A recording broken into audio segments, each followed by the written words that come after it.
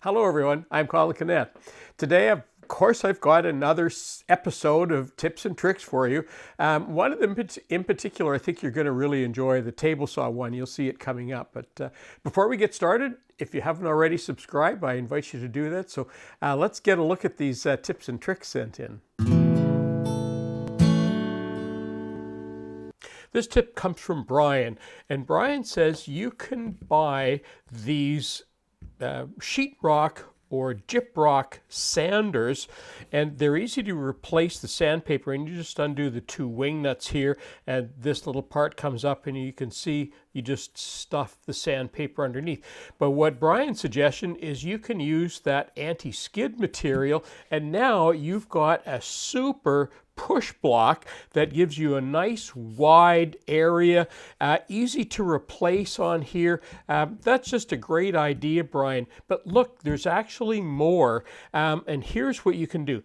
This is a sander that I have, and you can see that it has the same principle, but in this case it just has, you'll see this little part come up here. See this, it sort of grabs whatever it is. So you could put anti-skid material on this style of sander, but where this sander comes in really handy, this isn't really a sheetrock sander, this one.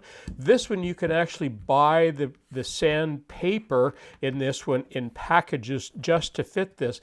This one is designed to work on most sheet papers, and the reason that we know that is because you can get 1, 2, 3, 4 strips on one typical size sheet of sandpaper. And you do the same thing. You put the sandpaper in one end and lock it down. And of course, it's got the same thing on the other side. So really quick and easy to put sandpaper in. But here's where it gets really interesting. With Brian's idea, you can replicate this. It's a little bit slower to change the sandpaper in, but look, you could do the same thing. Your sandpaper in this case is going to be a little bit longer, but you can still flip. In most cases, you'll be able to flip that up this way. And what you could do, because it's a little bit wide, what I would do, you can take this on your table saw and just trim that down. It's just plastic on there. You can cut plastic on your table saw with a 60 tooth blade on there. You have to be careful that when you cut it, of course, like you always are, but then you could cut that so that you could get 3 equal sheets on a piece of sandpaper going this way. And what's nice, when you cut this down, you don't have such a huge abrasion, because we're not sanding sheetrock, we're sanding woodworking things, so requires a little bit more pressure on that. So anyway, lots of interesting ideas that you can think about there. Thanks, Brian. That's a good tip. These next 2 tips come from both Chris and Doug in Alabama. So I'm going to start off with Chris.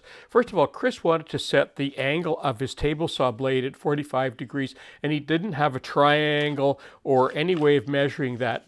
And what he did was take a sheet of paper and just take it and fold it along that line, just like that. Make sure your end is crisp up here, depending on how accurate, of course, you want to be.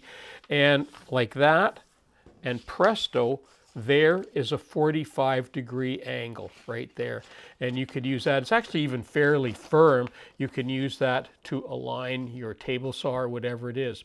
Now, in Doug's case, Doug was at a course making a 3-legged stool, and what Doug wanted to do was to be able to position the 3 legs so that they were evenly in position. Now, I think Doug made a little bit different triangle, but I'm going to show you how to make an equilateral triangle so that all of those legs are positioned in exactly the perfect opposite angles. And the way you do that, first of all, you start off, you take a piece of paper and you fold it the long way, and this is just ordinary computer paper. Fold it in half, nice crisp line. Then you take one angle like this. I'm going to take this one here, and you form it back, and it's going to, that's why I folded this here, it's going to come back on that, but it's going to overlap and that center area right there. And I'm just going to make this area here just a little bit crisp to start off with. And then I can pull that back. Now the next thing I'm going to do is take this and I'm going to fold this along this area up here.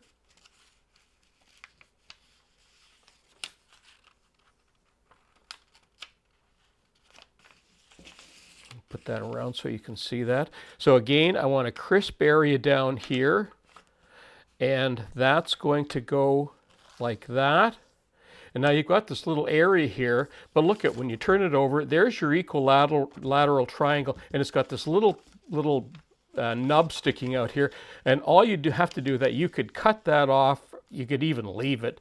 Take that like that. You can actually fold that under like that. And look at, there's a perfect equilateral triangle, so that if you're making a three-legged stool, three-legged table, you can actually use this now as a guideline for setting up those legs. So thanks to both Chris and to Doug. This tip comes from Domik.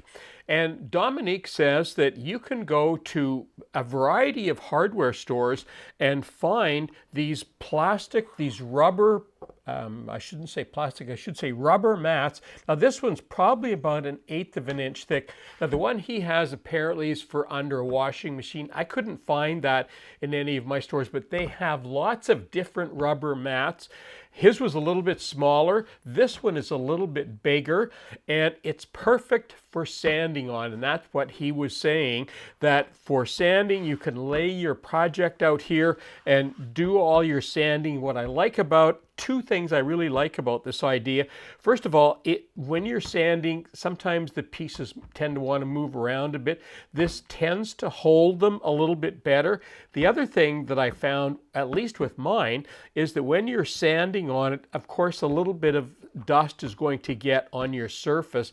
And this one, it doesn't really stick to it, but because it's a little bit rough, it kind of holds on to the sand or to the sawdust. And that's good because we don't want sawdust in the air. It's easy to brush out. I just take it outside. I can brush it out, or even better, I can just take the vacuum cleaner and clean it out. But what I like about this is it's not letting any dust out onto the air. It's sort of holding it on the surface. This one is a little bit large. You could take this, I think I paid like 15 bucks for it. They're pretty inexpensive.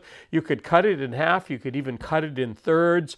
You could make this to fit exactly what it is. And in my case, it almost perfectly fits my workbench. So that was good too. So thanks for that, Domik. This tip comes from Jim in Colombia. And Jim, of course, has sent many tips.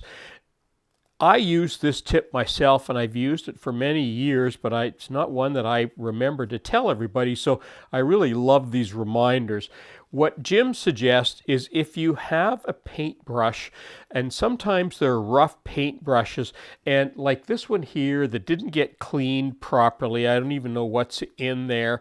What Jim suggests is you can take that to a wire brush on your grinder, and I have a wire brush on there permanently, and you can take that and run that through and get those bits and ends in there. It makes a huge difference. And you know what? I would never do this to one of my better quality brushes, but often a brush like this is not one of my better ones. It didn't get cleaned properly, so I know it's not one of my better brushes, and I can tell just by the quality of it.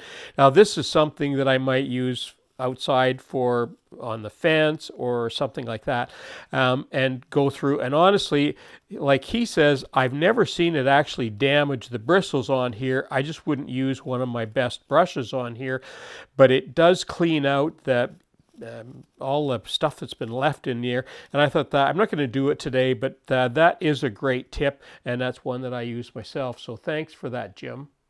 I really like this tip. This tip is from Eric, and Eric has devised a way of extending the strip that you can use on your sliding miter sled for my table saw. So here's the problem, and I've run across this a few times in the past where I've had a board that maybe a bunch of boards, like for example, when I'm making a bookcase and I need like 6 boards, all the same length, and I don't want to measure them because I'd rather cut them to a certain length without measuring each one of them, because sometimes they're off a tiny bit.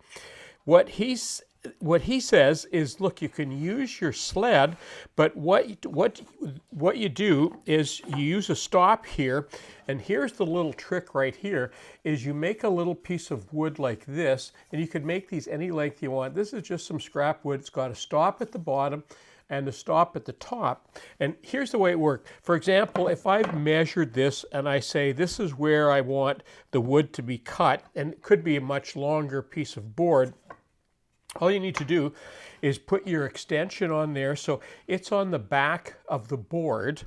And now I readjust my fence or my stop here, and I'm just going to lock that down.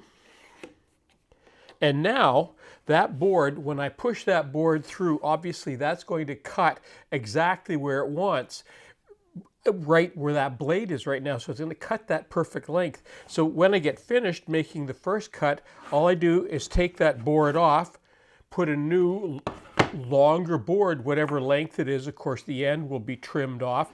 Set that like that, set it up like that, and then I can make the next cut. I thought that was brilliant. This is a really good idea for anybody who's using a table saw sled, crosscut sled. This is a perfect little adapter for that. So that was a great tip. Thanks, Eric. Well, and that concludes my video for today. All sorts of neat things that we can do in our workshops to make life a little bit easier and a little bit quicker for us.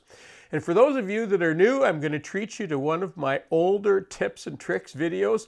If you haven't seen it, or if you've already seen it, maybe you want a little bit of a refresher on it, I think you'll enjoy some of the ideas there. I'm Colin Canet for Woodwork Web. Thanks for watching.